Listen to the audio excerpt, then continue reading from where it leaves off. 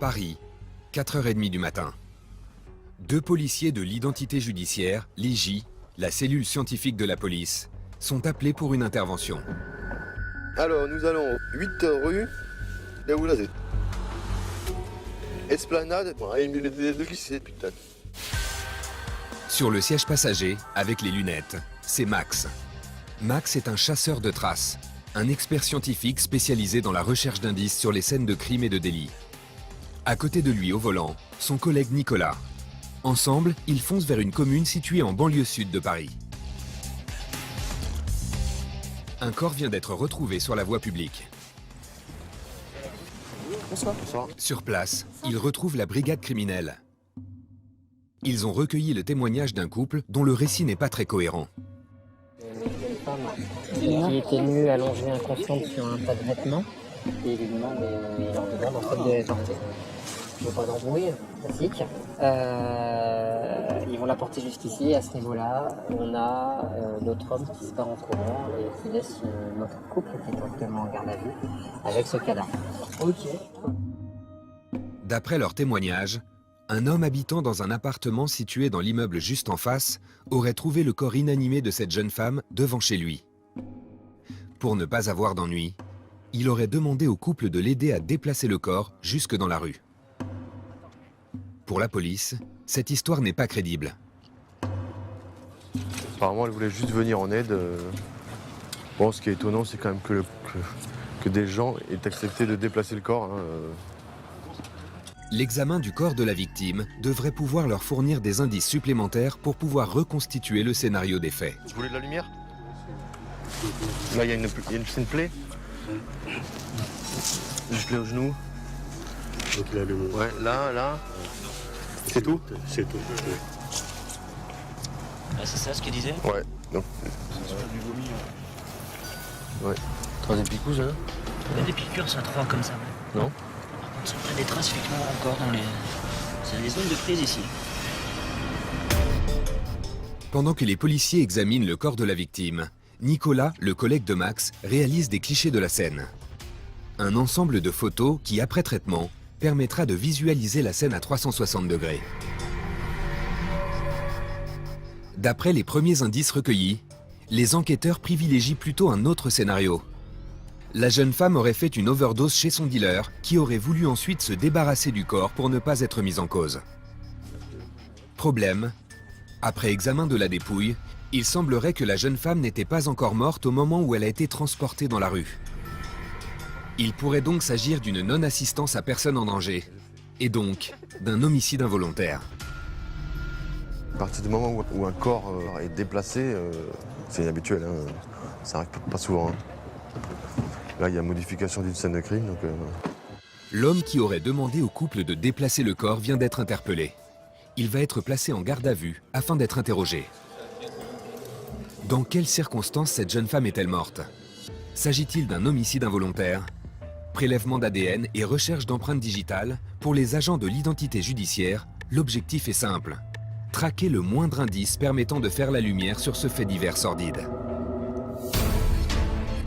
En France, on les connaît surtout grâce au succès de certaines séries télévisées américaines qui, chaque semaine, captivent des millions de fans. Mais les experts scientifiques de la police ne sont pas seulement des héros de fiction. Ils existent pour de vrai. Les experts Paris, bonjour. Mais alors, qui sont ces experts made in France? Qu'ils travaillent dans la police ou bien dans la gendarmerie, leur expertise est devenue un rouage essentiel dans le bon déroulement des enquêtes. Nous, on va attaquer photo, relevé des indices, ratissage.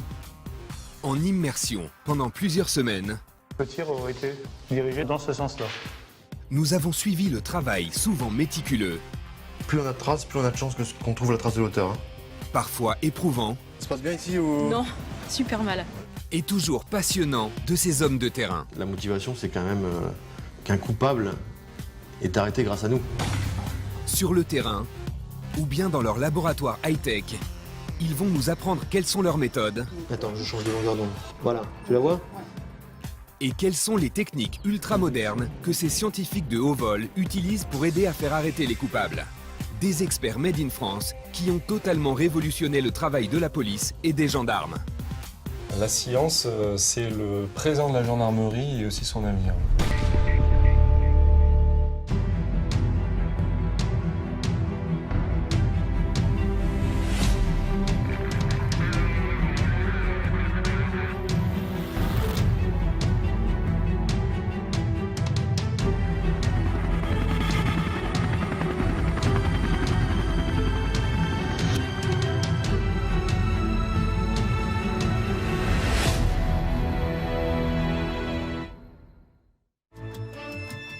Retour en banlieue parisienne.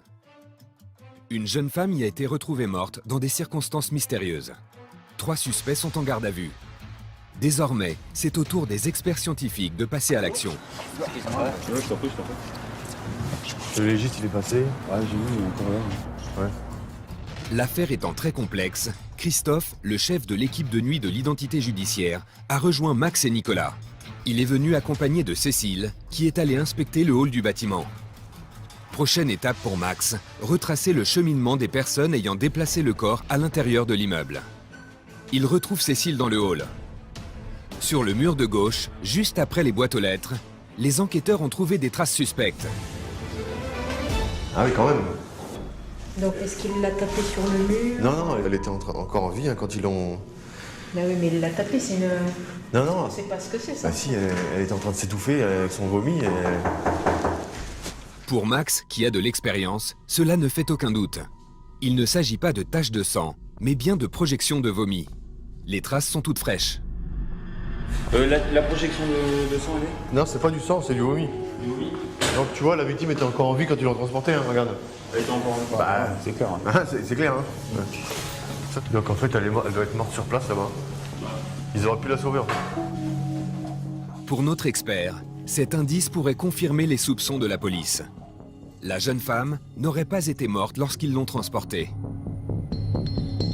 Nicolas va donc devoir prendre cette trace en photo. Photographie de la projection qui va nous permettre de déterminer ça doit correspondre à la hauteur de la bouche de la victime. Pour les hommes de l'identité judiciaire, rendez-vous maintenant au 10e étage de l'immeuble où se trouve l'appartement du principal suspect. Sur place, Max fait part de ses premières impressions à un inspecteur de la crime qui est en train de fouiller l'appartement. Elle était encore en vie quand ils l'ont emmenée dehors. Ce qui se dit, ça... Non, mais vu la trace d'expectoration de matière organique en bas, là, moi je te dis, elle était encore en vie.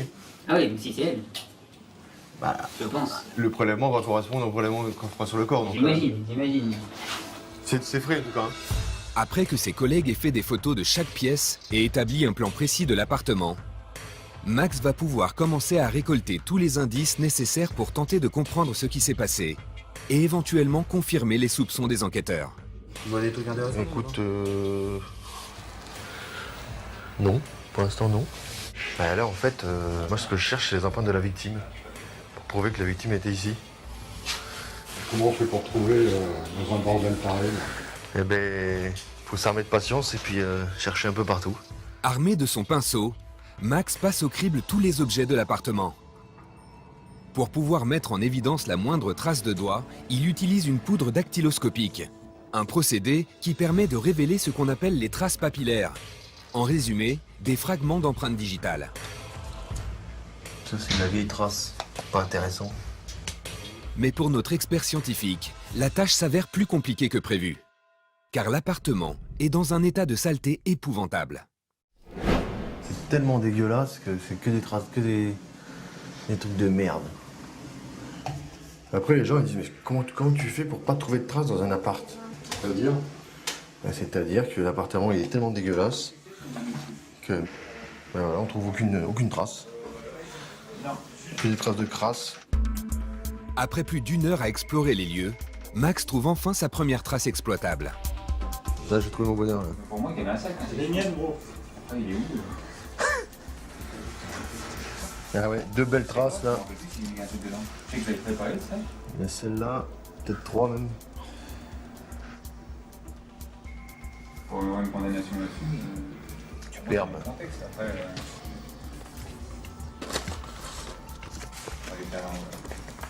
Moi j'ai même pris la plus belle trace. Les trucs, tu vois. Dernière étape, les prélèvements ADN. grâce à la salive se trouvant sur les verres, les bouteilles et les mégots de cigarettes. Tous les mégots, tu vas les récupérer de toute façon. Ouais. Donc il faut te mettre chaque mégot dans... Mais après, on fait un seul lot. Ah oui. Et puis, Ah, par exemple, tu fais un lot par cendrier, un lot ou un lot global. on va faire le lot à table basse. D'accord. Entre les traces papillaires récoltées par Max et les prélèvements d'ADN, les experts de l'IJ ont accumulé suffisamment d'éléments pour pouvoir déterminer qui se trouvait sur les lieux au moment des faits. Ah, j'ai pas regardé. Pour le locataire de l'appartement, l'étau se resserre. La vache. Ça sent le trafic là. La police a trouvé une énorme quantité de flacons de méthadone, une drogue dure souvent utilisée par les toxicomanes comme substitut à l'héroïne. Un produit qui se consomme principalement par injection en intraveineuse. Or, le corps de la victime comportait justement de nombreuses traces de piqûres. C'est pas la technoparade qu'elle a eu ces produits. Oui, c'est ça. Pareil, c'est la bonne excuse. Elle est venue les chercher ici, ouais. Petit à petit, un nouveau scénario se dessine. L'occupant des lieux serait un dealer chez qui la fille était venue se fournir. Le couple qui a aidé le dealer à transporter le corps aurait également été présent dans l'appartement au moment où elle a fait son overdose. Pensant qu'elle était déjà morte, ils auraient voulu se débarrasser de ce cadavre encombrant. De toute façon, vous avez fini, hein. Bon, bah... Merci de votre collaboration. À peine 24 heures après cette perquisition, le locataire de l'appartement ainsi que le couple qui l'a aidé à transporter la victime passeront aux aveux. Comme le pensaient les enquêteurs, ils étaient tous dans l'appartement ce soir-là. Un appartement où l'on dealait de la drogue et à l'intérieur duquel la jeune femme a bien fait son overdose.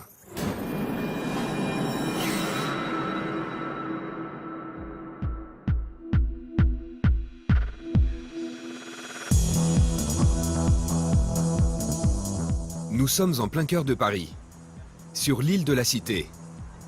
C'est ici, entre ces murs mythiques, que se trouve le siège de la police judiciaire parisienne. À côté du célèbre 36 quai des Orfèvres, les experts scientifiques de Paris œuvrent nuit et jour au service de la vérité. Parmi eux, Franck, un dactylotechnicien. En 2 mots, un chasseur de traces. Contrairement à Max, il travaille la journée. Aujourd'hui, il a été appelé pour intervenir sur une affaire de vol. Alors, préparer mon matériel, prendre ma mallette. Mais avant de partir sur le terrain, il doit vérifier son matériel. Cette mallette ne quitte jamais Franck. Elle contient l'essentiel de ses instruments de travail. Je vais préparer ma mallette, voir si elle est complète, s'il me manque rien pour partir en intervention. Parce que c'est quoi ton rôle quand tu vas sur une scène? Moi, c'est de faire de recherche de traces papillaires, donc ce qu'on appelle par procédé mécanique, donc avec des poudres dactylotechniques, comme j'ai ici, donc à l'aide de pinceaux, les prélever et faire des comparaisons ultérieures avec soit les empreintes des victimes ou des témoins des lieux. Donc là, l'inventaire est minutieux. Rien ne doit être laissé au hasard. Alors, qu'est-ce que tu as dans cette mallette? La serviette, pour essuyer les mains des gens quand ils transpirent de trop avant le relevé d'empreintes, ou pour nous essuyer le visage quand on sort d'affaire et qu'on a plein de poudre sur la figure. Là, je regarde quand même mes protections individuelles, donc les gants, pour pas laisser mes empreintes moi aussi, pour pas me salir, parce qu'on a des poudres salissantes, des pinceaux comme ci. Chaque pinceau est dédié à une couleur de poudre. Les poudres sont l'instrument de travail de base pour les chercheurs de traces de la police scientifique. Comme ceci. Donc là, j'ai mes poudres foncées. Donc ça, c'est une poudre grise. Donc entre une poudre blanche et une poudre noire. Ça, c'est des poudres volatiles. Après, on a des poudres magnétiques, qui sont comme ça. Selon la surface où il faut relever les traces, Franck choisira la poudre appropriée. Une poudre magnétique blanche pour les surfaces sombres, ou inversement. Donc là, en ayant un support lisse clair, je vais utiliser donc une poudre foncée.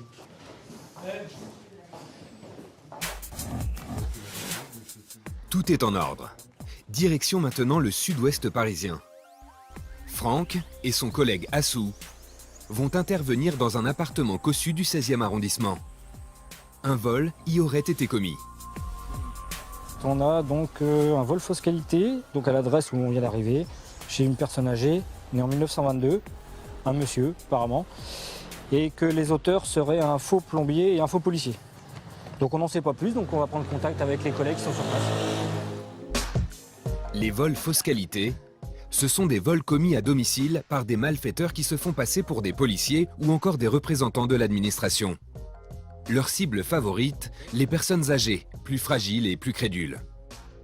À Paris, des délits comme celui-là, il s'en commet des dizaines chaque jour. Oui, bonjour, c'est l'identité judiciaire. Police judiciaire, rentrez monsieur. Merci. Comme souvent dans ces cas-là, la victime est une personne âgée. Non, ils n'ont pas marqué les tâches en plus. Bonjour monsieur. Monsieur. Ah, ça va bien? Bonjour monsieur. Bonjour monsieur.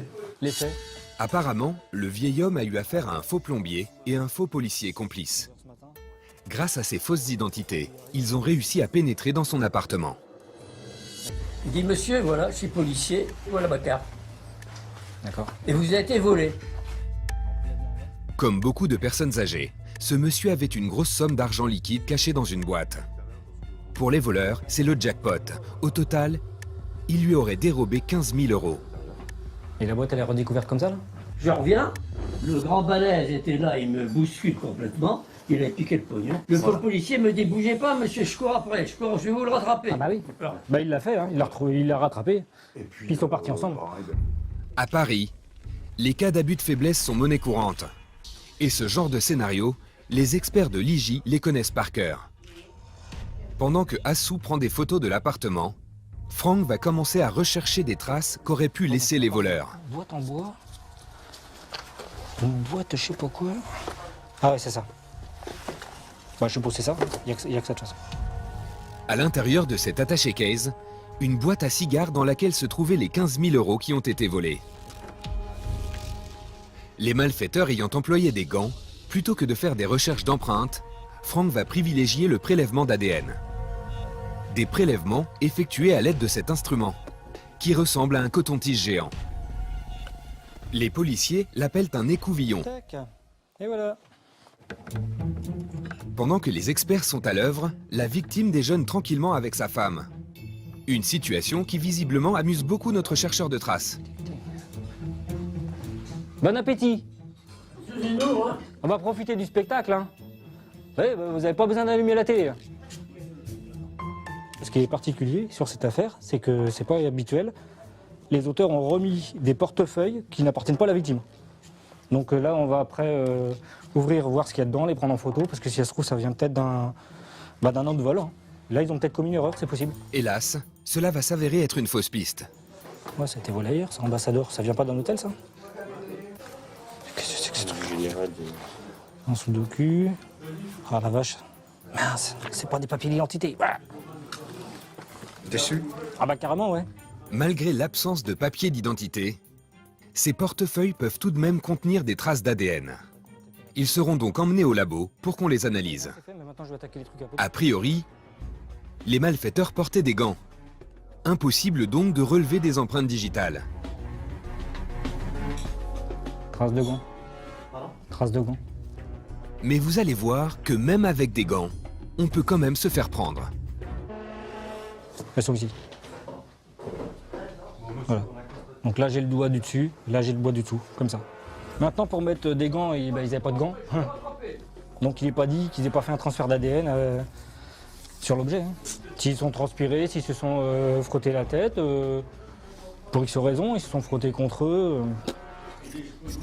Oui, ils peuvent se faire avoir comme ça. Hein. Bon bah ça c'est fait. Hein. Au-dessus, en dessous, clac. Chaque relevé de traces est pris en photo par Assou. Franck va ensuite réaliser un prélèvement ADN. Voilà, au final ça donne ça. Mais bon, la photo sera plus nette. Hein. Impeccable aussi. Impeccable. De pièce en pièce, les policiers vont passer l'appartement au peigne fin. Ce genre d'affaires sont le lot quotidien des brigades de jour de l'identité judiciaire. Beaucoup de cambriolage, de vols fausse qualité. Ça c'est beaucoup en journée, la nuit ça va beaucoup de plus des affaires d'ivresse suivies de violences conjugales, d'ivresse suivies de coups de couteau, des fusillades entre bandits, suite à des affaires de stupéfiants. La journée, c'est pas trop... Non, c'est pas les mêmes affaires. Après plus d'1 heure sur place, les experts de l'IJ ont terminé leur travail. Mais avant de repartir, Franck tient à rassurer ce monsieur qui s'en veut de s'être fait avoir par ces escrocs. Ah, je suis peut-être crédule, je suis pas idiot. Bon, bah personne à l'abri de se faire avoir. Rouler dans la farine comme ça, faut quand même le faire. Oh, il y en a plein qui se font avoir, hein. Si vous saviez, il y en a plein qui se font avoir. Hein. C'est les professionnels du vol. Faut être con. Non, non, c'est les professionnels du vol. C'est les professionnels du vol. Mais t'as cru sacrément organisé le scénario. Hein. Ah bah oui. Quand je vais raconter ça à mes camarades, ils en foutent de ma gueule, bien entendu. Ces affaires de vol fausse qualité étant souvent l'œuvre de gangs organisés, une grande partie des malfaiteurs sont probablement déjà fichés. Grâce au travail de nos experts, la police devrait pouvoir réussir à les confondre.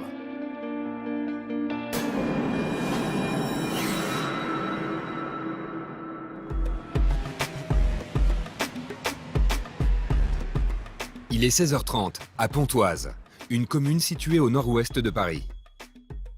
Nous sommes dans les locaux de la gendarmerie du Val d'Oise. Frédéric et Norbert ne sont pas des gendarmes comme les autres. On les appelle des TIC, les initiales pour techniciens de l'identification criminelle. En d'autres termes, ils sont les experts scientifiques de la gendarmerie nationale. Ah, c'est un métier, ça s'improvise pas. Ils viennent d'être appelés pour une intervention.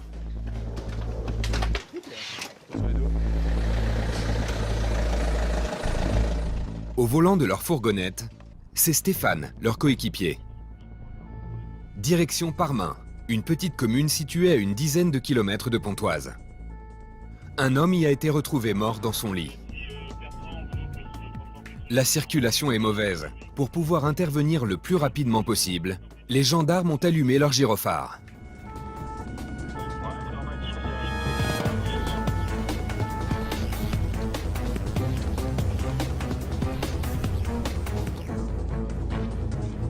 C'est dans cette maison que l'homme serait mort. Le médecin généraliste qui a fait le constat a refusé de se prononcer quant aux circonstances du décès. Cette responsabilité revient donc au médecin légiste. Les gendarmes de l'identification criminelle vont l'assister dans sa mission. Le médecin qui est passé a mis un obstacle médico-légal, c'est-à-dire que pour lui, il estime que la mort n'est pas naturelle. Donc on a été appelé pour aller faire des constatations pour estimer si cette mort est naturelle ou pas naturelle. Si elle n'est pas naturelle, faire des investigations complémentaires. Pour éviter de laisser la moindre trace, les gendarmes doivent porter cette combinaison blanche, ainsi qu'un masque, des surchaussures et des gants en caoutchouc bleu. Y a-t-il eu effraction? Y a-t-il eu la moindre scène de violence? L'homme aurait-il été victime d'une tierce personne? Pour en savoir plus, Norbert et Fred doivent faire une inspection détaillée de la maison. La première chose qu'on fait, c'est prendre des photographies. On va faire un premier passage de l'ensemble des pièces, faire une reconnaissance des lieux et faire des premières photographies pour fixer l'état des lieux quand on arrive. Ces informations serviront ensuite à la rédaction de son rapport d'intervention. A priori, c'est sa chambre ici. Ici. Et au rez-de-chaussée, c'est une chambre d'amis. C'est une chambre d'amis, il ne se sentait pas bien depuis quelques jours. Ouais. Et donc il est resté au rez-de-chaussée. D'accord. Mais pour l'instant, j'ai pas plus d'informations que ça. Nos experts ont terminé de faire leur constatation à l'intérieur du domicile de la victime. Il est quelle heure 18h. Dehors, ils retrouvent Frédéric, le médecin légiste. Il appartient à l'unité médico-judiciaire de Gonesse. Mort naturelle, mort accidentelle ou bien homicide, c'est lui qui va être en charge de déterminer les circonstances du décès. Le résumé, c'est un homme de 67 ans qui est découvert dans son lit au rez-de-chaussée de la maison. Habituellement, il couche au premier étage, mais là, c'est juste qu'il est couché au rez-de-chaussée parce qu'il n'allait pas très bien. Il sentait un état un peu dépressif, vagalable depuis quelques temps. Avant de procéder à l'examen du corps, un gendarme en charge d'interroger la femme de la victime communique au médecin légiste plusieurs informations qui vont s'avérer précieuses pour établir son diagnostic.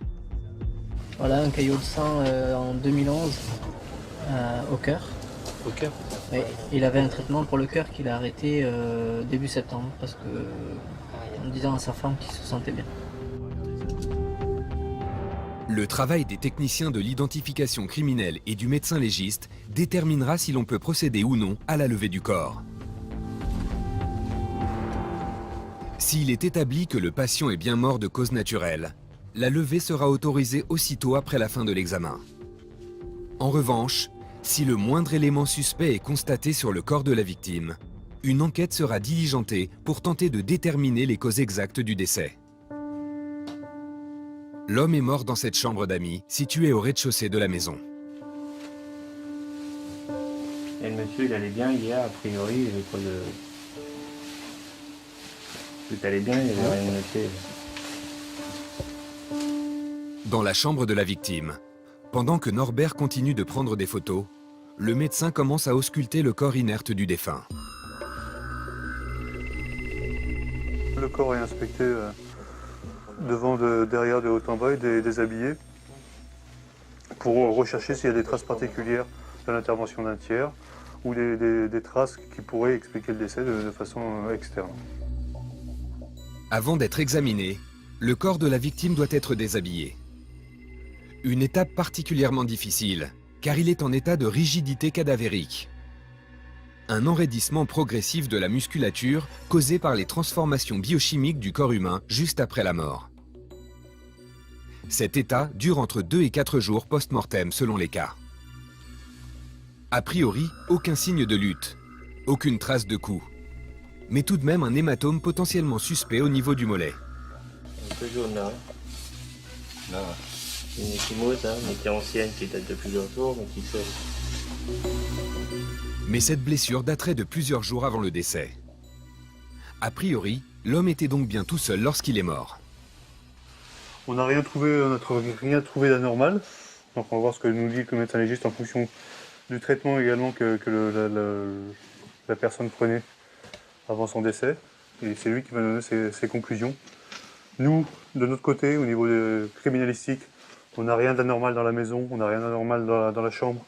Nous, les constatations qu'on peut faire sur le corps, on ne trouve rien d'anormal particulièrement. Donc la mort est indéterminée. On peut pas... Bon, d'origine indéterminée, il n'y a pas d'élément invocateur d'une pathologie particulière.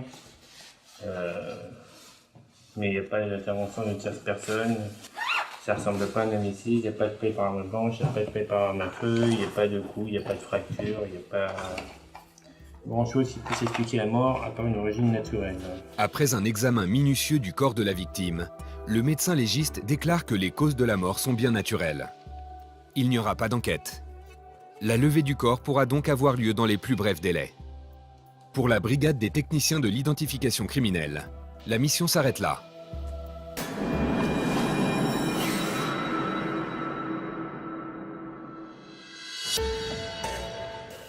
Mais si dans cette affaire la victime semble être morte de cause naturelle, il arrive souvent que les gendarmes de l'identification criminelle interviennent sur des scènes de crime. Et lorsqu'ils doivent apporter leur expertise scientifique pour aider à élucider des homicides, les TIC disposent d'outils technologiques ultramodernes. Nous avons affaire au cadavre d'une femme qui a été découverte par la brigade à l'intérieur de l'entrepôt. On s'oriente a priori sur une overdose, mais ils ne savent pas grand-chose de ce qui s'est passé. Aujourd'hui, Norbert, Fred et Stéphane ont reconstitué une scène de crime. Il s'agit d'un exercice pour entraîner les gendarmes à maîtriser les outils dont ils disposent, mais aussi à avoir toujours les bons réflexes sur le terrain. Dans un premier temps, je ne touche à rien. Je prends juste mon appareil photographique de dotation pour aller effectuer une première reconnaissance, effectuer des premiers clichés photographiques pour pouvoir présenter la scène à mes collègues. On effectue toujours les prises de clichés dans les angles des pièces, dans le sens des aiguilles d'une montre. Et ensuite, je vais donc du plus éloigné au plus près. Donc le corps de la personne sera photographié en dernier. Après les photos, le processus est toujours le même. Il faut commencer par les éléments visibles à l'œil nu.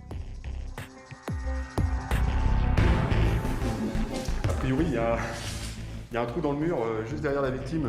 Ça pourrait être l'impact d'un projectile. Petit à petit, en fonction des indices recueillis, l'expert affine le scénario de la mort de la victime. Visiblement, nous partirions sur quelque chose d'origine plus criminelle. Pour Norbert, il est temps de livrer ses conclusions à ses collègues. Qu'est-ce qui se passe? C'est pas une simple overdose. D'accord. J'ai un étui de munitions au sol. D'accord. Il y a un trou dans le mur qui pourrait correspondre à un tir. Pour moi, on est potentiellement sur une scène criminelle et ça ressemble plus à une scène maquillée qu'à une overdose. Très bien. Stéphane, on va s'équiper tous les deux pour aller aider Norbert. On va faire le ratissage de la scène complète et essayer de déterminer s'il y a d'autres éléments qui n'auraient échappé. Maintenant, Frédéric et Stéphane vont rejoindre Norbert sur les lieux. On va passer la pièce au peigne fin, mètre par mètre, centimètre par centimètre, et essayer de découvrir des éléments qui peuvent se rapporter aux faits. Et au fur et à mesure, nous allons les marquer avec des cavaliers numérotés. Les cavaliers, ce sont ces petits objets jaunes. Ils servent à repérer chacun des indices. Une bouteille. Au total, les TIC retiendront 11 indices qui devraient leur permettre d'échafauder les premières hypothèses. Qu'est-ce que tu as? On a une arme de poing. Donc on a deux hypothèses prioritaires. Soit il ne s'est rien passé ici et le corps a été amené ici et mis en scène pour faire penser à une overdose. Soit les faits ont eu lieu ici, la scène primaire est ici et la scène a été maquillée, a été nettoyée et encore une fois transformée pour faire penser à une overdose. Pour pouvoir valider ces hypothèses, tout comme les policiers experts de l'identité judiciaire, ils vont procéder à des relevés de traces sur chacun des indices marqués à l'aide des écouvillons. Donc indice 1, une bouteille en verre de vin muscadet. On va écouvillonner les endroits qui sont susceptibles d'avoir été touchés, manipulés ou bu par la personne, c'est-à-dire essentiellement le goulot de la bouteille et le corps de la bouteille. Et chaque objet est photographié à la perpendiculaire. Petit à petit, les indices tentent à confirmer les hypothèses des gendarmes. Effectivement, une poudre blanche, assez volage, qui pourrait faire penser à des stupéfiants. Donc le premier échantillonnage est fait pour partir au labo. Confirmer ou non que c'est un produit stupéfiant. Qu'ils soient gendarmes ou policiers, pour tous ces experts de terrain, la procédure n'admet pas la moindre négligence. Alors je viens de changer de paire de gants. Changeons de paire de gants à chaque prélèvement. En tout état de cause, la durée de vie d'un gant est de 20 minutes. Mais nous changeons de paire de gants à chaque prélèvement pour la simple et bonne raison que, touchant un objet, je peux récupérer de l'ADN présent sur l'objet, sur mon gant, que je vais pouvoir transférer sur un autre objet si je ne change pas de paire de gants. Il reste un dernier indice, le pistolet, qui est probablement l'arme du crime. Là, le dernier indice qui nous reste, c'est ce pistolet d'apparence, pistolet semi-automatique je pense, indice 11. On a déjà fait un prélèvement biologique sur la queue de détente pour recherche de traces ADN. On va faire de même sur le marteau. La personne, en principe protégée ou pas avec un gant, mais a manipulé le marteau pour l'armée au départ. L'avantage de cette queue de détente, elle présente des stries qui peuvent effectivement retenir les traces biologiques. Donc là, on n'hésite pas à passer plusieurs fois. Même si c'est un exercice, les gendarmes effectuent les gestes et procédures jusqu'au bout, avec pour chaque objet un conditionnement bien précis. Donc tout scellé présente une bande inviolable. Si j'enlève la bande, il y a inscrit scellé brisé sur l'enveloppe. Mais sur une scène de crime, tous les indices ne sont pas forcément visibles à l'œil nu. Donc on va faire une recherche de traces de sang lavé. C'est-à-dire que si il y a du sang qui a été projeté quelque part, qui a été nettoyé d'une manière ou d'une autre, ce produit va le révéler dans l'obscurité. Coupe les lumières, ferme-moi le... Ce produit contient un principe actif qui, lorsqu'il est en contact avec le fer qui est présent dans le sang, provoque une réaction chimique, une luminescence bleue. Donc là, on a la présence chimique luminescence bleue, caractéristique de la présence de sang lavé. Ça veut dire qu'il y a eu du sang qui a été projeté sur le mur et qui a été nettoyé de façon à masquer les faits. Si la présence de sang lavé est avérée, les experts pourront ainsi effectuer des prélèvements ADN pour éventuellement confondre le criminel. Et l'éthique bénéficie de beaucoup d'autres technologies de pointe. Exemple, à partir de ce simple impact de balle, Frédéric va pouvoir déterminer depuis quel endroit le coup de feu a été tiré. Ça, donc, c'est une tige qui va nous servir à essayer de reconstituer la trajectoire de tir.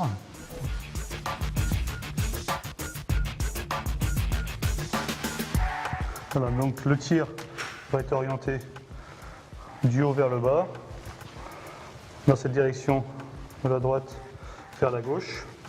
Donc le tir, a priori d'après la trajectoire qu'on observe, donc le tir aurait été dirigé dans ce sens-là. L'embout de cette tige émet un signal infrarouge. Le petit point rouge qui se trouve sur le sol indique la distance approximative à laquelle se tenait le tireur lorsqu'il a ouvert le feu. Et quand on éteint la lumière, ce faisceau rouge révèle carrément la trajectoire du tir. L'exercice est maintenant terminé. En tout et pour tout, il aura duré 2 heures. Dans la réalité, lorsque les TIC travaillent sur une scène de crime, en fonction du lieu et du contexte, leurs interventions peuvent parfois durer jusqu'à 24 heures d'affilée.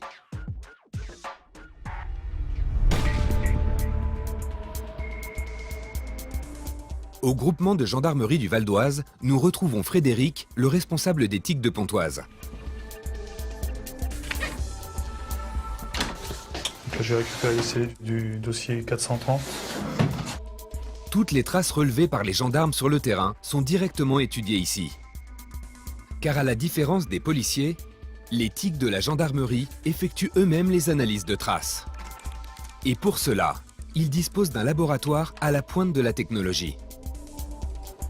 Les scellés du jour sont liés à une affaire de vol de camionnette. Pour Fred, l'objectif est simple, trouver des traces exploitables pour les gendarmes. Des résultats qui leur permettront d'orienter leur enquête. Je vais photographier maintenant. Ce morceau de plastique se trouvait sous le volant du véhicule. Il s'agit de la partie qui protégeait les fils de démarrage de la voiture sur laquelle le gendarme pense pouvoir retrouver des empreintes. Pour les étudier, Frédéric dispose d'appareils très sophistiqués.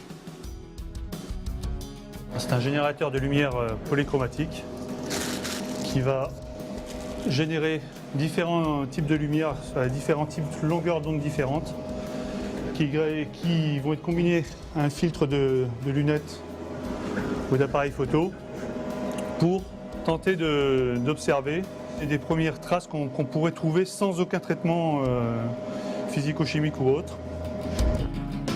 Cette technique du CrimScope, allant de l'infrarouge à l'ultraviolet, permet de révéler des traces invisibles à l'œil nu et donc difficiles à isoler. Donc à ce niveau-là, on peut deviner 2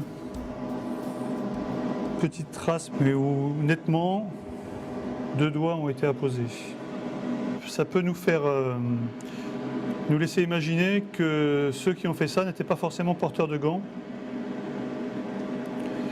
Et nous donne de l'espoir pour la suite.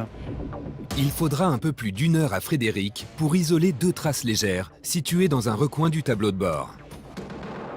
Ces traces seront ensuite envoyées au service du fichier automatisé des empreintes digitales, le FAED. Le résultat sera alors communiqué aux enquêteurs qui pourront ainsi poursuivre leur enquête. Cambriolage. Ils ont volé quoi là exactement? Un coffre. Viol. Alors les auteurs, il y en avait 2 là. Meurtre. Tache rougeâtre. Voies de fait en tout genre. Il a été découvert sur le dos. Grâce au travail des experts scientifiques de la police et de la gendarmerie, de nombreuses affaires sont élucidées. Il y a certaines interventions où la police technique a un vrai rôle dans le cadre d'une enquête judiciaire. Traces ADN, empreintes digitales. On a des traces partielles. Analyse balistique. Cette arme a été utilisée dans le cadre de la tentative d'homicide volontaire. Pour assurer notre protection et faire arrêter les criminels, ils traquent, prélèvent et analysent le moindre indice se trouvant à leur portée. Immersion avec ces experts qui ont fait rentrer la police dans le 21e siècle.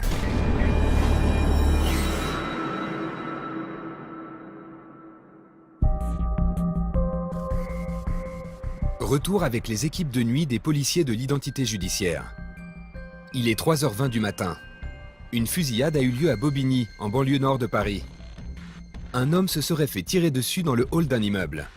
Touché à la jambe, il vient d'être transporté à l'hôpital. Mais alors que Max rejoint Nicolas, juste avant de partir, il reçoit un nouvel appel. T'as mon numéro? Alors? Bon bah tout de suite. Finalement on va peut-être faire du ravio. La situation à Bobigny semble s'être compliquée. Ils viennent de prendre une deuxième affaire là. Suite à la tentative d'homicide, il y a eu une quinzaine de coups de feu un peu plus loin dans la rue. Avec plein de douilles de partout. Et ils veulent une deuxième équipe. Cette deuxième fusillade vient d'éclater à 1500 mètres de la première. En parallèle de Max et Nicolas, une autre équipe de l'IJ va donc partir en renfort sur la seconde scène de crime. Mais à peine arrivés sur place, nos experts se retrouvent un peu livrés à eux-mêmes. On va attendre l'arrivée du service enquêteur. Donc pour l'instant on fait rien. On décidera avec eux de l'emplacement des cavaliers et puis les différents indices à matérialiser. Car dans l'intervalle, les enquêteurs de la police judiciaire sont partis sur le lieu où s'est déroulée la seconde fusillade. En attendant leur retour, Max fait un plan rapide dans lequel il répertorie chaque détail de la scène de crime. Panneau central avec 2 panneaux. On commence par l'extérieur. Donc on fait tout ce qui est photo, plan, pour bien figer les lieux. Surtout qu'il commence à se faire tôt là. Les gens vont commencer à partir pour les travailler. Donc on essaie de tout figer avant le passage de tout le monde. Qu'est-ce que c'est le scotch que tu mets? C'est une pige. Ça sert à quoi? Ouais, simplement pour mesurer la taille de l'impact sur la vitre. Si la victime se trouvait dans le hall au moment du coup de feu, l'impact de balle sur la vitre du hall d'entrée semble indiquer que le tireur, lui, se trouvait à l'extérieur. Max vient d'ailleurs de trouver une cartouche qui valide cette hypothèse. Il commence à pleuvoir un peu, donc je vais me dépêcher de protéger la cartouche.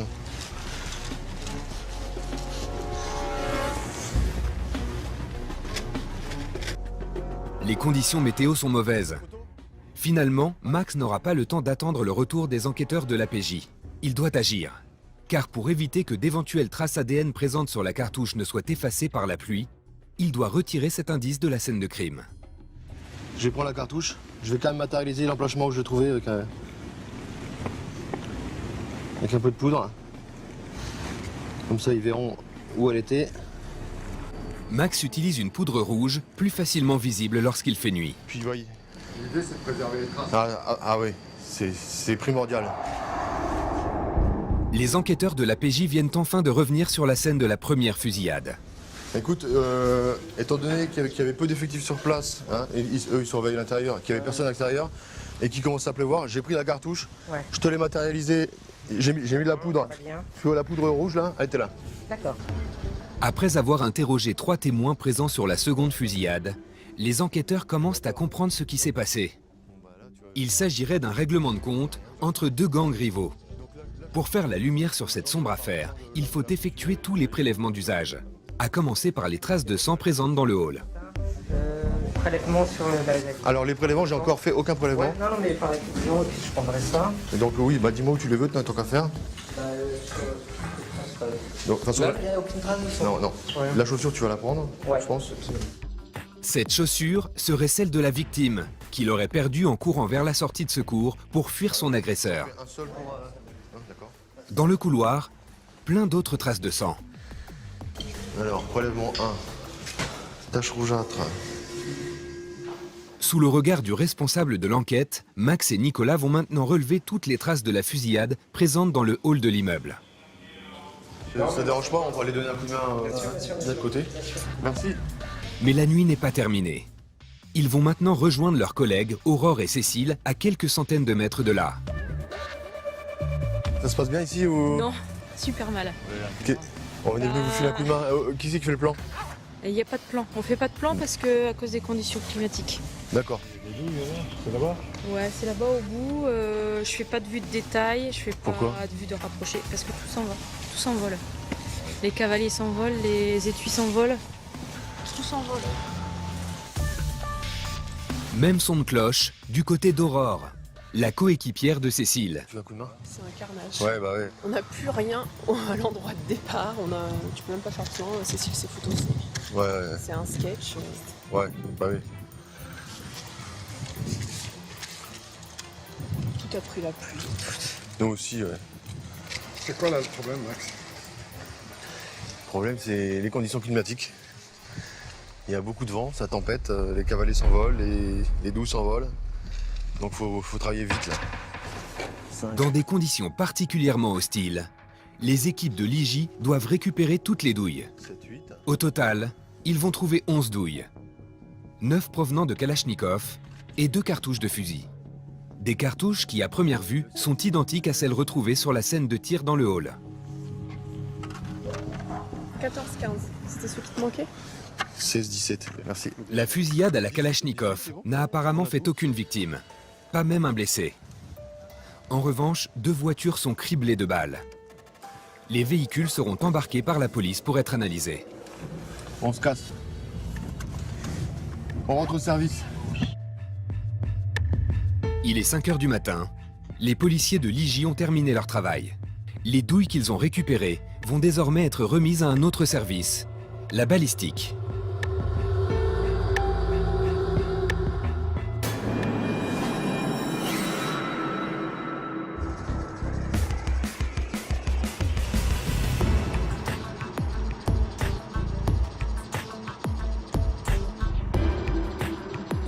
Nous sommes au cœur de Paris. Dans ce quartier touristique, juste au-dessus des locaux de l'identité judiciaire, se trouve le service balistique de l'INPS, l'Institut national de la police scientifique. Bonjour mesdames. Bonjour. SDPJ 93, j'ai une affaire pour la balistique. Oui. Une arme et des munitions. D'accord, très bien. Ici, chaque jour, les enquêteurs de la police sollicitent les experts de l'unité balistique. Bien apporté des scellés parce qu'on a eu une affaire de tentative d'homicide volontaire et donc on a retrouvé une arme chez un des suspects. Qu'est-ce que vous attendez de cette analyse? Qui puisse nous déterminer si les douilles ont bien été tirées ou pas par l'arme qu'on a trouvée chez le suspect. D'après les statistiques de la police, aujourd'hui en France, près de 7 millions d'armes à feu seraient illégalement en circulation. Des armes qui, la plupart du temps, sont impliquées dans les affaires criminelles. Philippe Chopin est le commandant du service balistique de l'INPS. Sa mission, faire parler ses armes à feu. Bonjour, commandant Chopin. D'accord, une tentative d'homicide volontaire. Oui. Est-ce qu'il n'y a que la balistique de concerné? Pas de recherche de traces papillaires, Non, pas de biologie? L'arme a passé la nuit sous la pluie. D'accord, ça marche. Un délai? C'est assez urgent, tentative d'homicide quand même. D'accord, mais on s'y met. Ok, merci. Merci. On va vérifier cela. Aujourd'hui, son objectif, essayer de tirer le maximum d'informations de l'arme et des douilles qui lui ont été apportées par ce policier. D'abord la mise en sécurité de l'arme. Donc voilà, elle n'est pas alimentée, il n'y a pas de problème. En quelques instants seulement, le commandant Chopin identifie l'arme. Il s'agit d'un pistolet yougoslave, une déclinaison d'une arme soviétique courante depuis les années 2000. Ce pistolet à répétition semi-automatique, et donc est une arme de calibre 762 Tokarev. On peut dire que c'est une arme en bon état, déjà en examen préalable. Pas de corrosion, en tout cas rien de visible à l'œil nu. Quelques traces de port, manifestement. Là vous pouvez voir des griffures. Bon, c'est une arme qui a vécu. Pour savoir si les douilles ramenées par le policier ont bien été tirées par ce pistolet, Philippe va examiner ces 2 étuis, le terme technique pour parler des douilles lorsqu'il s'agit de petits calibres. Et pour cela, il doit vérifier qu'elles possèdent des caractéristiques identiques. Lorsque le tireur appuie sur la détente, le percuteur vient frapper violemment l'amorce. Et ce que vous pouvez voir à l'écran, donc il s'agit de l'amorce. L'amorce, c'est l'extrémité de l'étui, la zone qui sert de détonateur. Là, nous sommes en grossissement 40, je vais passer en 60. Voilà, ça c'est intéressant. Donc ces formes sont caractéristiques. Donc je vais faire un alignement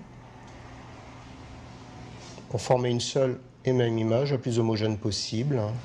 Là vous voyez, vous avez une continuité intéressante au niveau de cette striation et vous avez un motif estampé, frappé, donc dans le métal qui est similaire. En tout cas voilà pour notre conviction, elle est affirmée et maintenant étayée. Ces deux étuis ont bien été tirés dans la même arme. En moins d'une heure, Philippe confirme l'hypothèse de l'enquêteur. Les deux étuis qu'il vient d'étudier ont bien été tirés par la même arme. Des demandes d'analyse balistique comme celle-ci, les experts de l'INPS en reçoivent plus d'une dizaine chaque jour. Donc nous avons un M57 qui nous a été transmis sans chargeur. Donc si tu veux bien, on va récupérer un chargeur dans la collection, puis je vais te laisser tirer avec. Je te la confie. Philippe doit maintenant vérifier avec certitude que les deux étuis ont bien été tirés par cette nouvelle arme qu'ils viennent de récupérer. Et pour cela, la solution, c'est de tirer avec une de leurs cartouches et comparer leur propre étui avec celui apporté par l'enquêteur. Mais avant cela, il faut trouver un chargeur, car l'arme n'en possède pas. C'est le rôle de Michel, l'armurier. Donc c'est la collection nationale d'armes du LPS, Paris. En totalité, nous avons plus de 3600 armes. Donc là, c'est la vitrine, ce sont les 38 spéciales, ici. Les 357 Magnum à côté. Ici, les pistolets en 9 mm.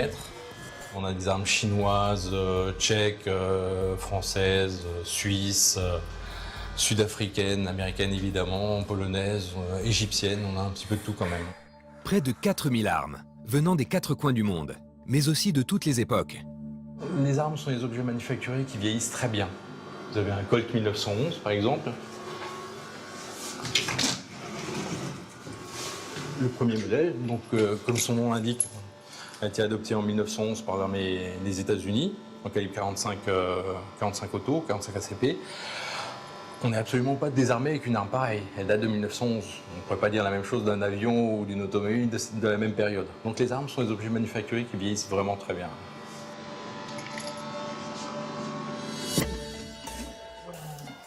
Un M57. Mais si Michel est ici, c'est avant tout pour récupérer de quoi charger le fameux M57 déposé par les enquêteurs.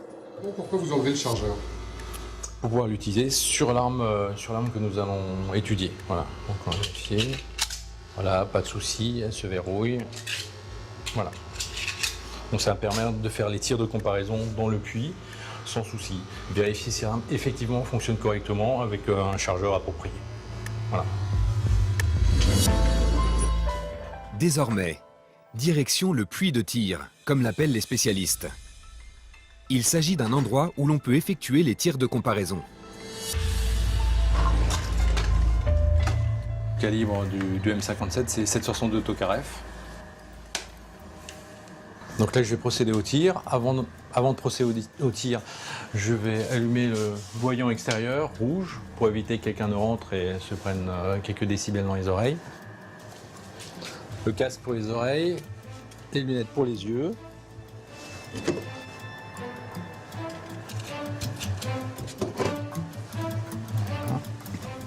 Donc c'est le puits de tir, il descend jusqu'à l'étage en dessous. Ça nous permet de faire les tirs avec les armes de poing. C'est parti.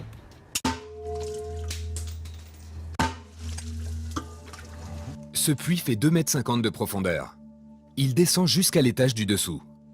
À l'intérieur, il y a de l'eau qui permet de ralentir les balles et de les récupérer en bon état. Il y a un étui qui est tombé dedans, donc nos 2 balles.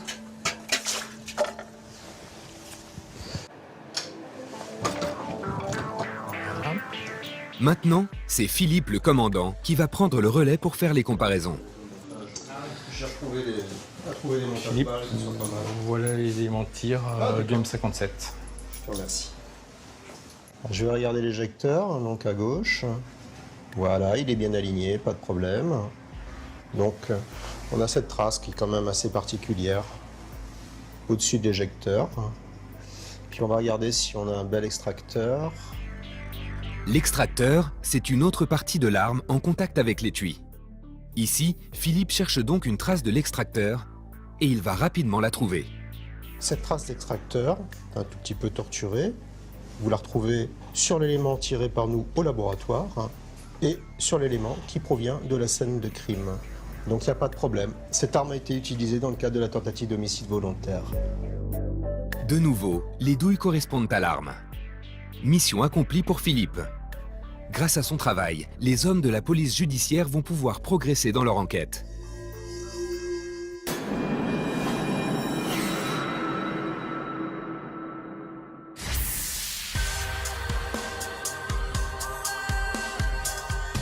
Délinquance, violences urbaines, règlement de compte. Pour les policiers de l'IJ, les interventions nocturnes représentent près de 80% des affaires traitées.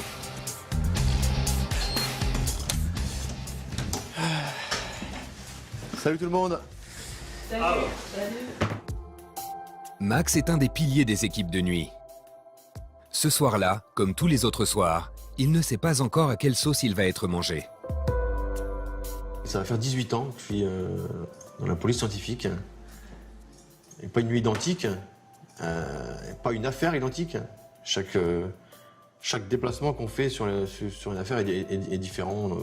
On apprend des choses tous les jours, on voit des gens différents tous les jours. Et puis surtout, la motivation, c'est quand même qu'un coupable est arrêté grâce à nous. Max est fier de son métier. Et il semble apprécier la popularité dont jouissent les experts de la police, grâce notamment aux séries télé. Ça ressemble à ton métier, la télé? Je regarde pas mal de séries, c'est vrai. Les experts, entre autres. Les experts Miami, les experts Manhattan. Et c'est vrai que y a beaucoup de similitudes entre ce qu'ils font à la télévision et nous, mais bon, il y a beaucoup de cinéma quand même.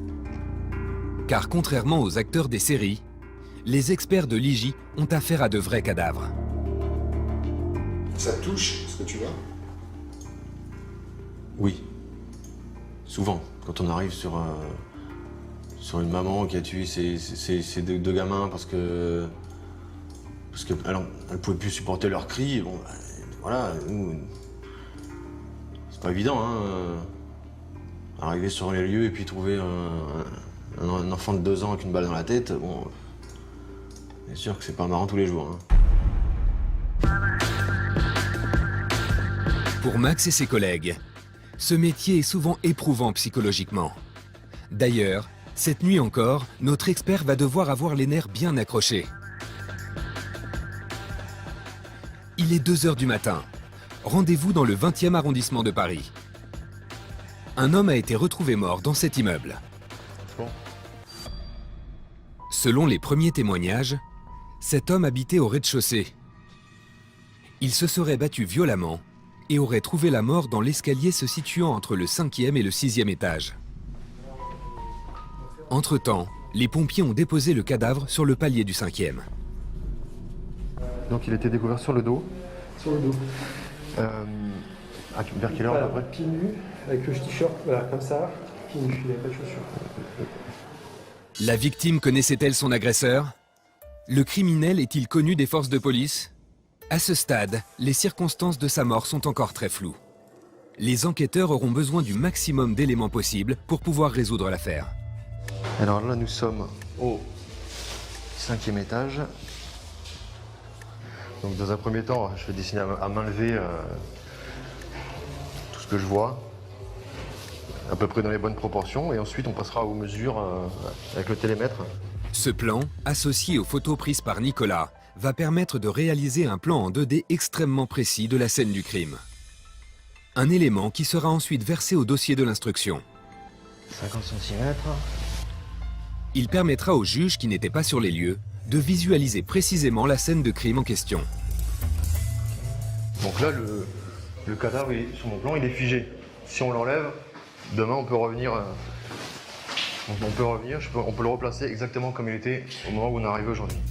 L'assassin est en fuite et aucun témoin oculaire n'a pu l'identifier. Il faut donc impérativement faire des tests d'ADN. Donc là, c'est le front, trace de coup, je mets. La victime s'est battue et a été frappée au visage. Les experts pensent pouvoir trouver des traces de sang ou des fibres de cheveux qui pourraient permettre de remonter jusqu'au criminel. D'éventuelles traces de sang sous les ongles. Mais il s'agit d'un homicide. Et Max ne doit négliger aucun indice, y compris ceux qui ne sont pas visibles. On va passer certainement le CrimScope en vue de trouver des projections de sang ou des taches de sang non visibles à l'œil nu. Des fibres, des cheveux, tout quoi. Les hommes de l'IJ vont utiliser le CrimScope, cette lampe qui, dans l'obscurité, permet de révéler des traces invisibles à l'œil nu. Je vais t'éclairer tout de suite. Que ce soit de la salive ou bien de la sueur, grâce à cette technique, n'importe quelle trace ou liquide biologique a priori invisible sera mise en évidence. Pendant près de 2 heures, Max et son équipe vont examiner le corps et toute la zone alentour avec la plus grande attention.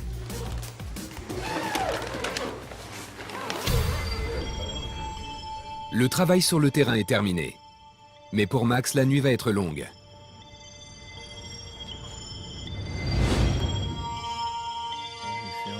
De retour dans les bureaux, il va maintenant reproduire le plan à partir du croquis qu'il a dessiné sur la scène de crime. Donc le plan, il va servir dans un premier temps au service enquêteur pour se repérer un peu, parce que bon, les photos c'est bien, mais il aura une vue d'ensemble des lieux. Hein. Le plan va aussi servir au magistrat. S'il y a une reconstitution à faire, le plan qui sera à l'échelle va servir à replacer tous les indices, le corps, exactement dans la position où tout était le jour des faits. Maintenant, il doit étudier les traces papillaires qu'il a relevées. L'objectif, s'assurer qu'elles soient bien exploitables. Et pour être exploitable, Max doit trouver au minimum 12 points caractéristiques. Car selon la loi française, il faut au minimum 12 points de convergence pour déterminer que 2 empreintes digitales sont bien identiques. Alors ça, c'est un épiscope qui nous permet, comme tu vois, d'agrandir la trace. Donc là, on va vérifier si elle est exploitable. Donc, si elle est 12 points. Hein. Donc là, on va suivre chacune des crêtes. Pour ne pas en oublier. Et puis, dès qu'on trouve un point caractéristique, on le marque sur l'écran. Alors, un point caractéristique, c'est par exemple une bifurcation. Ça peut être un arrêt de ligne. Donc, un arrêt de ligne, c'est une crête qui s'arrête net. Hein. C'est un point reconnaissable, quoi. 1, 2, 3, 4, 5, 6, 7, 8, 9, 10. La grande majorité des traces papillaires peuvent être classées en 3 catégories. Les empreintes en spirale, les empreintes en boucle et les empreintes en tente. Une seule certitude, les caractéristiques de chaque personne étant uniques, la probabilité de voir 2 personnes ayant les mêmes empreintes digitales est nulle. Bon, voilà, on a plus de 20 points. Hein. Donc la trace est très exploitable. Donc, on va la garder.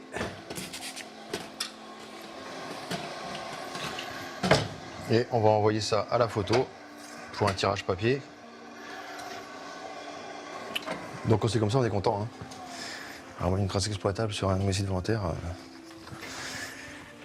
en espérant que ce soit l'empreinte de l'auteur. Belle trace. Le roi de la trace. Et les espoirs de Max seront comblés. Ces traces sont bien celles de l'assassin présumé. L'homme était déjà fiché. Ses empreintes se trouvaient dans la base de données du FAED, le fichier automatisé des empreintes digitales. Grâce entre autres au travail des experts de l'IJ, il sera arrêté quelques jours plus tard. Faux témoignages, aveux extorqués sous la menace. Pendant longtemps, de nombreuses enquêtes criminelles se soldaient par des non-lieux ou des vices de procédure. C'est pour cette raison qu'aujourd'hui, les magistrats se reposent de plus en plus sur l'expertise de la police technique et scientifique.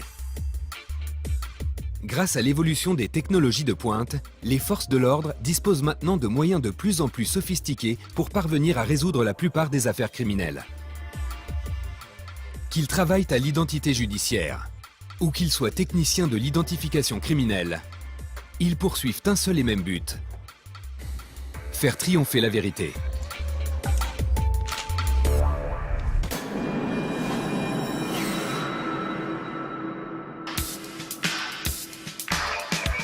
Retour à Pontoise, à une trentaine de kilomètres au nord de Paris.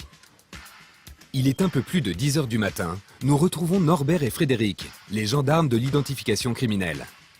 Ils viennent de recevoir un appel d'urgence. Direction Viarmes, à une trentaine de kilomètres de Pontoise. 10h20. On est appelé par les collègues de la brigade de Viarmes-Luzarches qui ont avisé d'une agression d'une femme sur la voie publique. Agression au couteau. Une femme qui apparemment est victime de violences conjugales, qui a déjà fait l'objet de procédures pour des faits de violences conjugales. Et donc, elle bénéficie on a appris qu'elle bénéficiait d'un téléphone de grand danger qui lui est fourni par la justice. Donc, à vérifier sur place, mais on peut émettre l'hypothèse qu'elle a été agressée par son ex-conjoint. Le téléphone grand danger, c'est un téléphone d'alerte mis à disposition par le ministère de l'Intérieur pour les femmes victimes de violences conjugales ou de viols. Rue de la Fosse Chapon, Luzarches. Sur place se trouve une lame de couteau au sol dans la rue, se trouve également l'écharpe de la victime et une gazeuse qui a été utilisée par la victime pour mettre en fuite son agresseur. Donc, jet des lieux effectué. Dans un premier temps, la scène d'infraction sur place sur la voie publique, parce que comme on peut le voir, le temps est couvert et on n'est pas à l'abri d'une averse qui pourrait dégrader les traces à prélever. À droite là, voilà, hop, va très bien.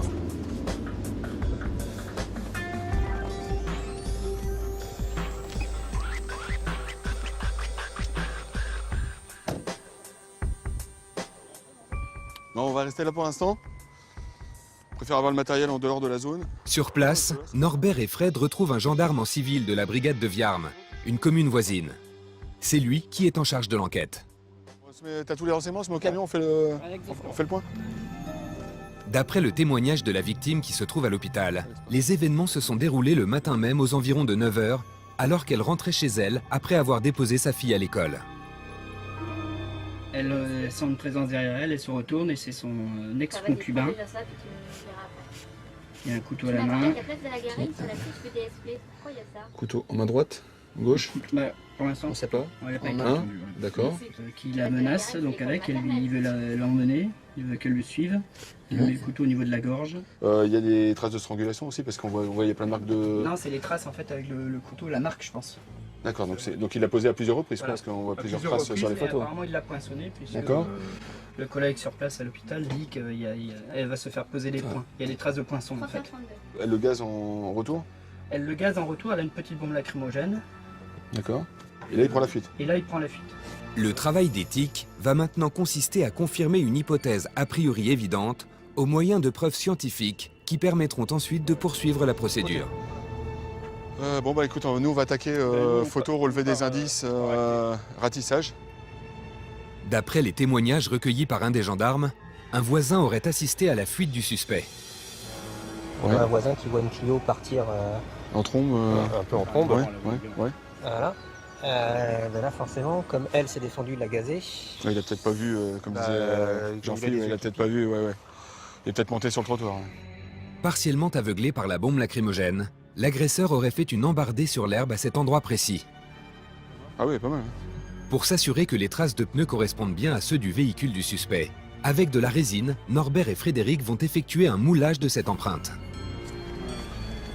On part sur l'éventualité que ça puisse être la voiture de l'auteur au moment de son arrivée ou de son départ, mais ça peut être un véhicule qui n'a rien à voir avec notre affaire. Donc c'est pour ça, c'est pour exclure toute possibilité. De toute façon, le véhicule de l'auteur,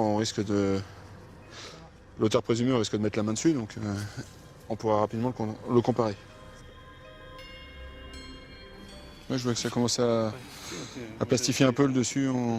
La tâche des techniciens de l'identification criminelle va maintenant consister à préserver les indices avant que la pluie n'efface les empreintes digitales et les traces d'ADN. Premier indice, la lame du couteau utilisé par l'agresseur. Il l'aurait laissé tomber par terre après s'être fait gazer par la bombe lacrymogène de la victime. Il faut éviter que je touche objet. Donc en prenant une pince à usage unique, voilà, comme tous les objets que nous utilisons sont à usage unique, j'ai beaucoup moins de chances de polluer et je suis embêté. Hop, voilà. Sur place, les gendarmes n'ont retrouvé que la lame du couteau. Elle s'est détachée du manche qui reste introuvable. L'agression a dû être violente. Deuxième indice, l'écharpe de la victime. Pour les tiques, ce type d'indice doit être manipulé et scellé avec une extrême précaution. L'écharpe de la victime a été prélevée dans une feuille de papier craft et pliée de façon à ce que les ADN ne puissent pas se toucher. Si on l'avait pliée en boule dans un sac craft, on aurait pu mélanger différents profils, alors que là, si l'auteur de l'agression l'a attrapé par l'écharpe, on peut avoir son profil ADN sur l'écharpe, donc d'où la préservation de l'indice. La lacrymogène qu'a utilisé la victime pour se défendre, on n'est pas à l'abri non plus que l'auteur ait réussi à lui arracher des mains, ait mis sa main dessus. Donc on va également procéder à un prélèvement pour rechercher d'éventuels profils ADN sur le conteneur lacrymogène. Une bombe lacrymogène qui a probablement sauvé la vie de la victime. Et au cas où le suspect nierait les faits, les gendarmes de l'identification criminelle ont justement pour mission de le confondre grâce au prélèvement d'ADN effectué sur cette bombe, ainsi que sur l'écharpe et sur la lame du couteau. Je sais pas, est-ce qu'il n'y aura pas eu des projections à côté quand ça a été écrasé? Le cri dedans, ils en auront suffisamment. Ils en auront assez, je crois. Ouais. Allez, c'est parti. Ils, ce sont les experts qui travaillent à l'IRCGN, le laboratoire de la gendarmerie de Pontoise. Ce sont eux qui vont effectuer toutes les analyses à partir des prélèvements d'ADN récoltés par les gendarmes sur la scène du crime. Ouais, c'est ça qu'il me reste à faire. C'est certaines interventions où la police technique a un vrai rôle dans le cadre d'une enquête judiciaire. Là, on est dans une affaire pour le magistrat relève des faits de tentative d'assassinat. La mort d'une personne donnée volontairement par une tierce personne, c'est pas rien. Donc si les éléments sur lesquels on peut travailler permettent plus tard, lors d'un procès, au cours d'assises, peut permettre aux juges et aux jurés de prendre leur décision, leur âme et conscience en se disant voilà, cette personne est bien l'auteur, parce qu'on a apporté la preuve, c'est pour nous satisfaisant, oui, évidemment. Mission accomplie pour les hommes du TIC. C'est parti. De retour à leur QG, les gendarmes de l'identification criminelle vont effectuer le démoulage de l'empreinte de pneus prélevée sur la scène de l'agression. Mais en France, toutes les brigades de gendarmerie ne disposent pas des moyens technologiques des TIC de Pontoise. Et lorsqu'ils doivent faire parler les preuves, ils s'adressent à un seul et unique interlocuteur, l'IRCGN.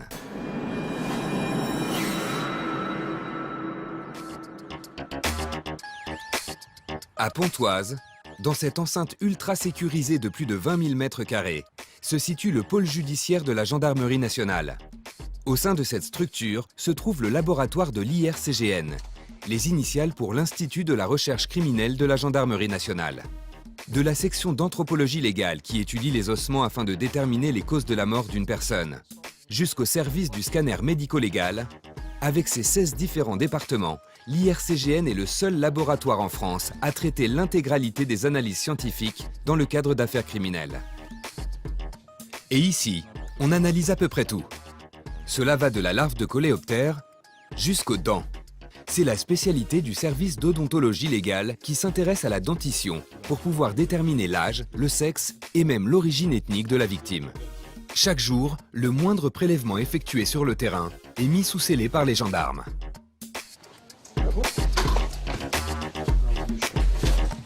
À l'IRCGN, celui qui réceptionne les scellés, c'est Cyril. Actuellement, nous sommes à un peu plus de 7000 dossiers, 7000 saisines. Vous pouvez faire le calcul, ça fait à peu près une bonne centaine de dossiers de scellés par mois. Ça va des bris de barillet à des ossements. On reçoit des parties de corps humain, pas mal aussi de produits calcinés. C'est un peu de tout, des écouvillons, des dossiers numériques, tout ce qui peut être analysé en fait. Et parmi les dossiers du jour, une recherche en ADN sur un manche de pioche. Bonjour. L'homme qui va être en charge de traiter ce dossier, c'est lui. Il s'appelle Laurent Cardin et il est expert en vérification génétique. Sous sa responsabilité, une vingtaine de personnes qui travaillent dans ce secteur hautement sécurisé, où chaque expert doit porter un uniforme entièrement hermétique. Aujourd'hui, les analyses ADN sont ultra sensibles. Il suffit d'un peu plus d'une dizaine de cellules pour arriver à déterminer un profil génétique. Donc il est indispensable de s'équiper avec des équipements de protection individuelle adaptés pour ne pas polluer les prélèvements qu'on fait rentrer dans le laboratoire. Des précautions hygiéniques d'autant plus nécessaires que chaque jour, les experts de l'ADN traitent un nombre de dossiers très important. On est en mesure de traiter à peu près 350 à 400 prélèvements par jour. Par mois, on traite 4500 à 5000 prélèvements. Et voici comment ça marche. Pour extraire l'ADN, il faut compter quand même entre 2h30 et 3 heures de process. Vous avez face à vous un robot, on va dire, d'extraction. On peut voir les écouvillons qui avaient été placés dans les tubes précédemment à l'étape d'échantillonnage. On va mettre cet écouvillon dans un milieu avec des détergents dénaturants. L'idée, c'est de séparer l'ADN du reste du milieu cellulaire. On va récupérer à la fin un extrait d'ADN qui est réputé pur. Au fil des étapes, de simples prélèvements de salive, d'urine, de sang ou encore de transpiration vont révéler une structure ADN pure qui contient toutes les informations propres à chacun d'entre nous. On appelle cela notre code génétique.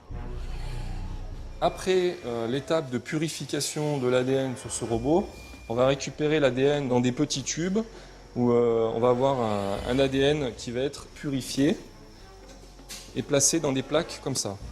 Donc ces plaques vont être ensuite disposées sur ce type de machine. Ce sont des automates qui vont nous permettre de réaliser une technique d'amplification de l'ADN. C'est une sorte de photocopiage moléculaire. Autrement dit, cette machine est une sorte de loupe hyper puissante qui permet d'amplifier, c'est-à-dire de grossir à l'extrême, les fragments d'ADN. L'ADN a été amplifié des millions et des millions de fois en fait, dans ces plaques, ce qui fait qu'on a des millions de copies de séquences d'ADN. Place maintenant à la dernière étape. Ces machines, qui sont des séquenceurs-analyseurs, c'est ce qui va permettre de séparer tous nos fragments d'ADN par leur taille. Une fois ce processus terminé, les échantillons d'ADN sont prêts à être retranscrits sous la forme d'un code génétique. Pour savoir si cette recherche ADN va livrer tous ses secrets, rendez-vous au bureau de Laurent Cardin. On a procédé à l'analyse génétique du prélèvement qui avait été fait sur le manche de pioche retrouvé sur le lieu d'infraction dans le cadre du cambriolage, ce qui nous a permis de déterminer un profil génétique. Donc là, vous avez devant vous le profil génétique d'un individu masculin. Le travail a consisté à envoyer le résultat au fichier des empreintes génétiques qui va procéder aux comparaisons dans la base de données et éventuel rapprochement avec une personne qui serait enregistrée dans cette base de données. Dans cette base de données sont enregistrés plus de 2 millions d'individus ayant eu affaire à la justice. Si les traces ADN retrouvées sur ce manche de pioche correspondent à l'un d'entre eux, l'auteur du cambriolage pourra alors être identifié et placé en garde à vue.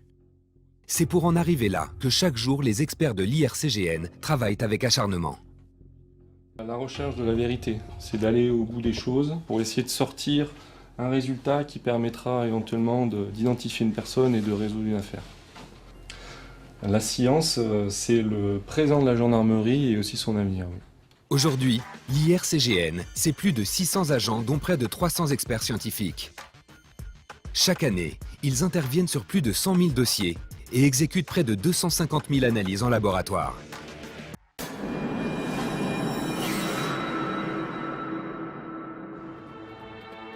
Il est 21 h, au QG de l'identité judiciaire. Ok, donc c'est Pont Cardinet à Paris 17e. Bon, on va pas partir dans l'immédiat, ils sont en pleine audition avec la victime. L'équipe de l'IJ vient de recevoir un coup de fil de la brigade des réseaux ferroviaires. Alors qu'elle rentrait chez elle, une jeune femme aurait été violée par 3 hommes dans un TER il y a un peu plus de 24 heures. On partira un peu avant quand même. Bah oui. Ce soir, Max va faire équipe avec Willy, un photographe qui d'habitude travaille avec les équipes de jour.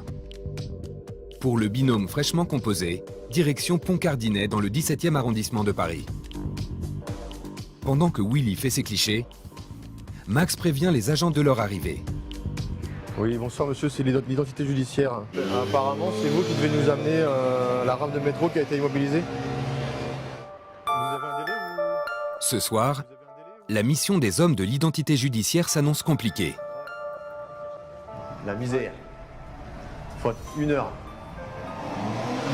Il faut qu'ils aillent chercher le conducteur de la rame pour la mettre en route et pour qu'il nous éclaire la scène. La voiture est rangée assez loin d'ici sur les quais. Ça s'annonce un peu compliqué. Rien n'est facile. Après 1 heure d'attente, la personne d'astreinte peut enfin emmener nos experts dans la rame. Mais en chemin, il va fournir à Max des informations qui ne sont pas très encourageantes. Vous nous confirmez qu'il y a, depuis les faits, il y a plein de gens qui sont montés à l'intérieur La rame a circulé toute la matinée. Toute la matinée. de ce matin. Et apparemment, d'après l'info qu'on a eue, ça se serait produit à 7h du matin, dimanche matin, c'est ça? Ah oui, d'accord. Donc elle a roulé tout le dimanche. Donc elle a roulé le dimanche et ce matin. Et on a eu l'info vers midi où on a rapporté la rame et on l'a garée pour les services de police. Donc c'est celle-là. Pendant plus de 36 heures, d'autres gens sont montés dans la rame. La scène de viol a été polluée. Dans ce contexte, il sera extrêmement compliqué, voire impossible pour Max, de relever des empreintes digitales ou des traces ADN qui soient exploitables. 06, c'est ça, moi dit 6405. Ah, donc c'est celle-ci. 06, 05, c'est numéroté. La victime va arriver d'ici pas longtemps. Premier état des lieux. Max est pessimiste. Pour lui, leurs chances de retrouver des empreintes exploitables sont quasiment nulles. Là, le problème qu'on a, c'est que les faits se sont déroulés dimanche matin. Donc ça fait presque 36 heures. Entre-temps, la voiture a roulé, a pris plus de 10 000 passagers. Donc au point de vue trace, ça va être compliqué là. La brigade des réseaux ferrés rejoint les hommes de l'IJ. Ils sont en compagnie de la victime du viol. Pour pouvoir aider les experts à affiner leurs recherches, elle va leur indiquer l'endroit précis où se sont déroulés les faits. Votre sac était comme ça?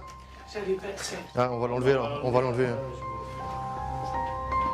Visiblement encore sous le choc, la jeune femme n'est pas très expansive.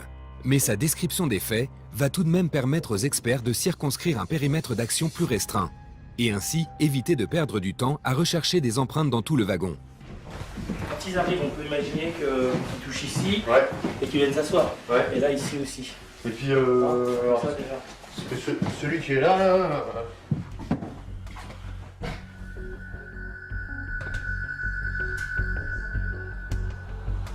moi, je ferais peut-être un écouvillon là quand même. Si le mec il a posé. Non, mais on sait jamais. Oui, vas-y, moi je fais pas de. Un écouvillon là. L'autre, il était là.